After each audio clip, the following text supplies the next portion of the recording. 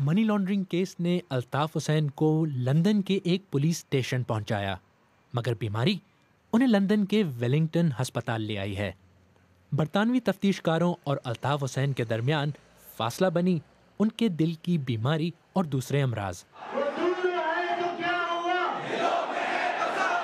لیکن لندن سے 8,000 کلومیٹر دور کراچی میں الطاف حسین اور ان کے حامیوں کے دلوں میں فاصلہ بظاہر نہ ہونے کے برابر ہے۔ گرفتاری کی خبر کے بعد سے MQM کے کارکنان دھرنا دیے ہوئے ہیں۔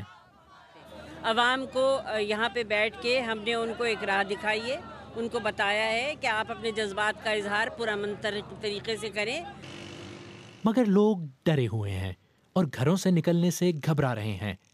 کاروبار بند ہیں اور شہر پر ویرانی سی چھائی ہے، لیکن روزگار کے لیے کچھ لوگوں کو گھروں سے نکلنا ہی پڑتا ہے۔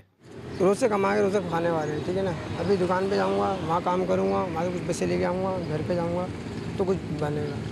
کراچی کے حالات جو بھی ہوں، فی الحال اس کیس کا دار و مدار لندن کے اس ہسپتال کے ڈاکٹروں پر ہے۔